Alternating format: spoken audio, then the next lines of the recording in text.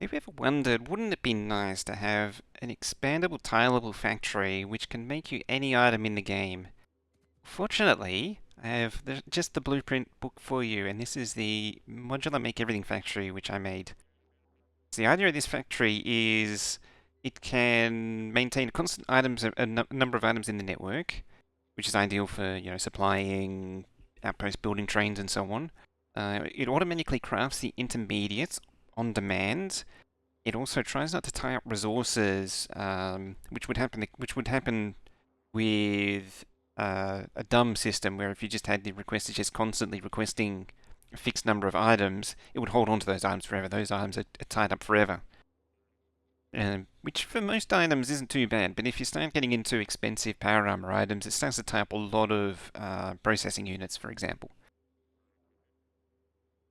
And the last thing it does is when it's finished producing an item, it has the ability to return the items back to the network. So on the requested chest, we actually have an inserter linking it to the active provider chest. So anything left over will be returned to the network, which again is handy for those times when you have expensive items. So the standard blueprint book, as it comes with a first one in the book is a controller, and then a blank cell which happens to have storage chests in it, and then we have a variety of different modules. Most of them only take up half, and then it can be rotated to take up the other, and then they can be rotated to stamp over the top here. So you have power and combinators, we have belts, rail, bots, fluids, beacons, production, all kinds of things. And on top of that, you can change these to add your own quite easily, surprisingly easily, which we'll get to. So, when the blueprint first comes, the machine will be off by default, and that makes sure the thing, because there's so many combinators and feedback loops going on within the combinator network, you don't want the thing to be running while it's half built. It comes off, and E turns on, and just turn it on like so. And away it goes. As you can see, it's just making some stack inserters at the minute. The other thing it can do is this color sets the color of the lights, and we can change that to any color that we'd like. We could change it to green say. Like so. Now, as an example of it calling for intermediates, we say we want some assembly machine 3s. Turn that on. As you can see, assembly machine 2s and the assembly machine 1s have also turned on. Yep, see, it's made them, and it's now returning everything to the network. Just like that. As far as wastage goes, we overproduced by 2 assemblers, and we overproduced by 2 assembly machine 2s, which is pretty good. So only 2 assembly machine 2s exist in the network, and any that are, if you're upgrading, say, in any return, they'll then be consumed next time you produce any. Now, how this thing works exactly, we start at the controller, and that starts with these combinators here. These combinators are your list of items to maintain in the network, and then this one is the on-off signal. These combinators, these constant combinators here, are some preset items to get the thing going. So everything here is what's needed to build the machine itself, as well as some other common supply items. And then everything down here is what you could add yourself. So how this thing works is it starts with the row report, which then goes through the first decider combinator here. And the idea of this one here is just to clip anything that happens to be going below 0. We don't want anything that's being sent below 0. So sometimes in a logistics network, when there are big calls for items, big requests for items, some items can go below 0. We don't want that going through, because the next step is to multiply them by -1. So if you have something that's -1 already, and then it gets turned into a +1, we don't want that. So what we have here is a list of everything greater than 0 in the network, and then we're turning it into a minus signal, and then it's being sent to 2 different places. It's being sent up to here, and then also down to here. Now this is where the enable signal comes in, which is where our list of ingredients comes in. So at this point here, the items in the network because they're a minus number, they're being subtracted from the list of items that we want to make. And so when those are outputted, we're left with a list of items that are both above 0 and below 0 when they come out of this combinator. This combinator, the bulk of the work is actually happening in the wire addition.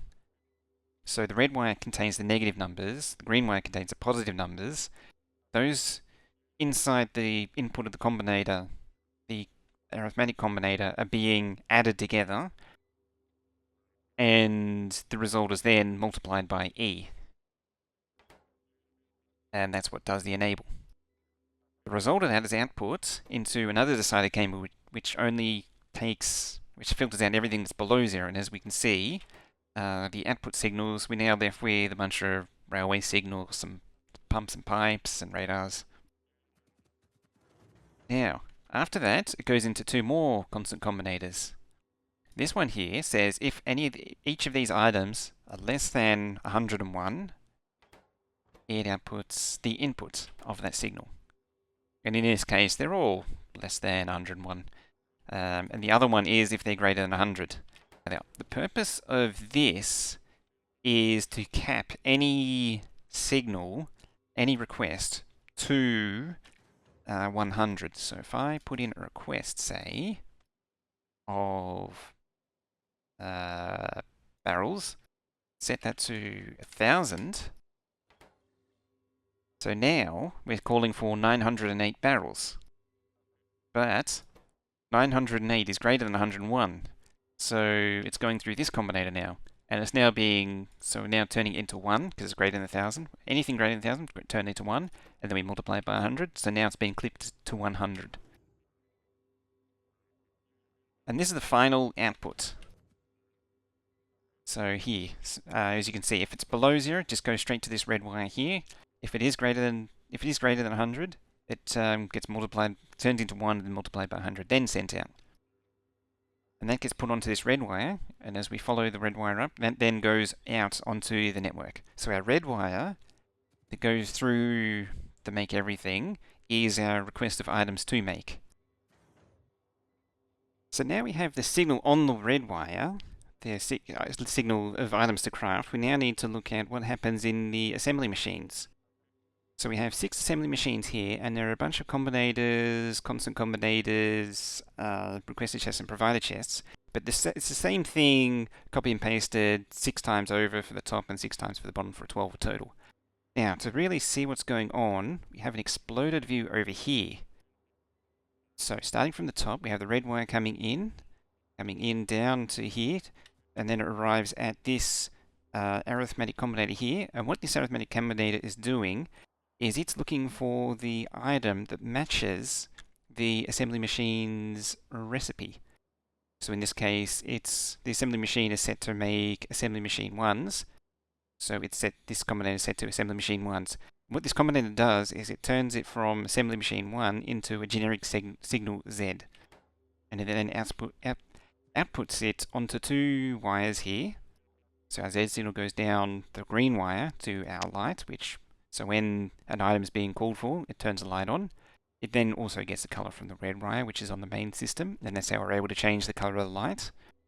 On the red wire, it then comes into a second arithmetic combinator, which takes each signal that's fed into it, multiplies it by Z, and outputs each again. And so what we're doing there is we're taking this constant combinator, which has a list of items here, 9 plate, 5 gears, 3 circuits, multiplying each of those by Z and then outputting each again. And what that constant combinator reflects is the recipe of the item to be crafted. So in this case, 9 iron plate, 5 gear, and 3 circuits makes an assembly machine 1. So if we turn this on, you can now see we're now calling for 9 assembly machine 1s. We're turning that signal from assembly machine 1s into Zs. So we're saying 9 Zs, of which goes into here. So we have 9 Zs, or assembly machine 1s, being multiplied by 9 iron plate, 5 gears, and 3 circuits. with a result of 81 plate, 45 gears, and 27 circuits, which then goes to this requester chest here, which is now, because it's told to set requests, it's now calling for these items because that's how many is needed to complete this order. At the same time, when this has output a signal, it's also output this Z signal. It's actually an interesting quirk of Z is that it will actually, or of each, is that it will actually multiply it by itself. So each signal, Z is also one of those, when it goes through the list of signals of each, Z was also included, so Z actually gets multiplied by itself. So when it outputs, that's where it's getting 81 Zs. And that actually goes down to these two inserters here. That's important because it goes down to these two inserters here. So this inserter here is looking for a Z of greater than 0. So this inserter will only allow items to be inserted when a request is active. And this inserter, it's looking for a Z of 0 or lower. And it will only activate when no request is active. So if we disable this request, you see this inserter is turned off, and this inserter is now returning those iron plate back to the network. But if we turn it back on, so we're now calling for our 81 plate again. Now, the other signal that it's outputting, or the other wire that's outputting to this combinator here, so where the red wire was going to the assembly machine itself, it's also sending this green wire. This green wire then goes back out to the main circuit network of the Make Everything. What this means is we're now saying all of the ingredients that are needed to make an assembly machine 1 is being put back onto the Make Everything. But that alone is not enough to make prerequisite items for it. So we follow the green wire back up, and it comes back into the controller. If we zoom right in, we can see the green wire comes down into these decider combinators here, and these should look very familiar. So each item less than 100, output its input count. If each item is greater than 99, output 1. And so this should look very familiar. This is clipping the return item requests to 100, or 0 to 100. And so if it's greater than 100, multiply that 1 by 100, it turns it back into 100. Final thing it does is it removes the Z signal from potentially looping back around. So make sure the Z signal doesn't penetrate the red wire. Then it comes back around to here, where we're checking for anything that is greater than 0. And the reason for that is down here, remember how we're outputting that green wire from the times by -1? So we're now comparing our return components with the logistics network, and if we need any of those components, if any of those prerequisite components that come back on the green wire are not in the network, we can then send them back down the red wire, and so the cycle continues. So if assembly machine 2s, it's going to need assembly machine 1s. Comes back, assembly machine 1s comes back on the green wire, goes in here, clip to 100. If there are not enough assembly machine 1s in the network, it will then send the assembly machine 1s onto the red wire. And you can see that is what's happening with the assembly machine 3s that we're calling for. It's calling for assembly machine 3s. Assembly machine 3s is putting assembly machine 2s onto the green wire. Blue machine's putting on the green wire. And then the assembly machine 2s are putting the assembly machine 1s onto the green wire, which then comes back around to the red wire, and then we end up down here. And that is how it's able to call for all of its prerequisites automatically. So now that we know how the controller works, how can we make our own assembly machines? So to do that, what we can do is take an existing blueprint, say pipes here for logistics. Let's say we want to make labs. Alright, so we change this to labs, and then we need to match up the constant combinator, which is a list of ingredients, with what's already with the right machine. So in the case of this, you see the green wire leaps all the way across to pipes over here. This one leaps over to the middle, and this one is the closest, which is the one that we want. So I want to get rid of all those. And what does a lab require? 10 gears, 10 circuits, and 4 belts. So we want 10 gears, 10 circuits, and 4 belts. There we go. And the last thing we need to do is to change the filter input to the item that is set to the assembly machine. And that's all there is to it. Everything else is ready to go. So if I was to add, say, 10 labs here. There we go. So we now have them on the line. Just turn these off to make life a bit easier. There we go. So now we're just calling for labs. 10 labs. Set the filter again. There we go. Now it's calling for the gears and the circuits. And I probably can't get the belts. That's easily fixed. So yes, now it's calling for the belt. And now it's making labs. See, it's calling for 32 because that's 4 to 32. 8 labs.